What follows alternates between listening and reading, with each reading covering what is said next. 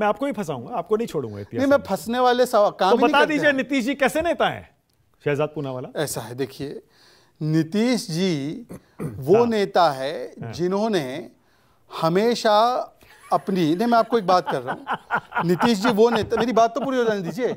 नीतीश जी वो नेता है जिन्होंने हमेशा से बात कही है अपनी, और प्रमुखता से और मुखरता से कही है। अब वो बातों पर कितने अमल रहते हैं वो देश की और बिहार की जनता तय करेगी। मैं उनका अवलोकन करने थोड़ी बैठा हूं।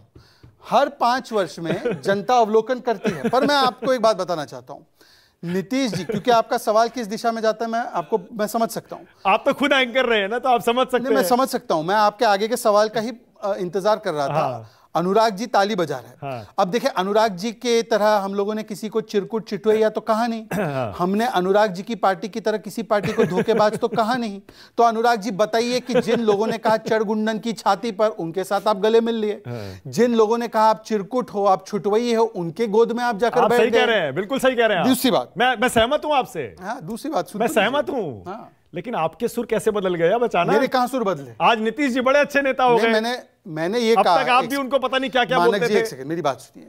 मैंने इतना कहा है कि कोई नेता क्या है। आप मेरे सर्टिफिकेट से जाना चाहते हो क्या? पार्टी, आप प्रवक्ता है भाई। मैं पार्टी तो अपना बीजेपी के प्रवक्ता है आप, तो मैं अपना सर्टिफिकेट दे रहा हूं ना। पर देश के लोकतंत्र में जनता का सर्टिफिकेट मायने रखता है।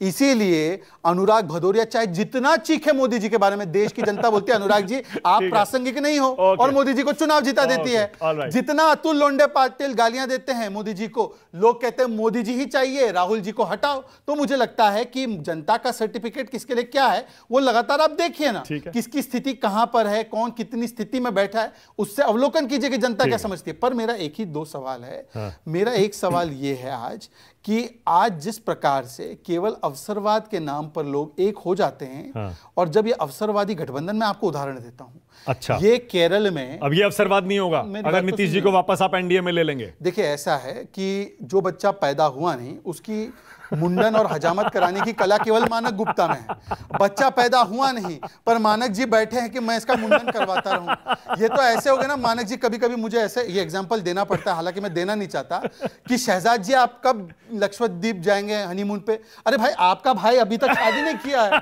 तो शादी किया नहीं तो हनीमून कहां जाऊंगा, कैसे बताऊं मैं आपको? इसलिए मैं कहता हूं मानक जी आप ठहाके लगाइए। पर मेरा केवल इतना पूछना है कि आप कहते हैं कि देखिए बंगाल में दीदी जो है टेरर कर रही है, राष्ट्रपति शासन लाओ, और फिर आप दिल्ली में आके दोस्ती करते हो। मैं सहमत हूं आपसे। यूपी में चिरकुट छुटवैया बोलते हो, दिल्ली में दोस्ती। पंजाब में करप्शन कर रही है आम आदमी पार्टी, दिल्ली में दोस्ती। केरल में विजयन जो है वो करप्ट है, दिल्ली में दोस्ती। तो इसीलिए मैं कहता हूं। और दूसरी बात, कांग्रेस ने कौन से नेता को ठगा नहीं है? कांग्रेस ने किस नेता का गलत इस्तेमाल करके और किस प्रकार के? और मुझे बताइए ना, कर्पूरी ठाकुर जी की 10 सेकंड और मात्र, कर्पूरी ठाकुर जी की बात हुई। कर्पूरी ठाकुर जी के क्या आदर्श थे? वो परिवारवाद के सख्त खिलाफ थे। आज समाजवादी पार्टी, कांग्रेस पार्टी दोनों में भरपूर परिवारवाद, आरजेडी में। उन्होंने कहा सादगी से रहना है, टोटी चोरी करने का किसका इतिहास है, किसने गबन किया है, चोरी की है, भ्रष्टाचार किया, वो भी आपके सामने। आखिरी बात, और कर्पूरी ठाकुर जी ने सदैव जिस प्रकार से उन्होंने हिंदी के लिए आगे बढ़कर बातें की, आज इनके साथी वो है जो हिंदी भाषा को गाली देते डीएमके के लोग। तो इसीलिए कर्पूरी ठाकुर जी की अनुयायी नहीं है। उसके बाद अनुराग भदौरिया और बृजमोहन श्रीवास्तव।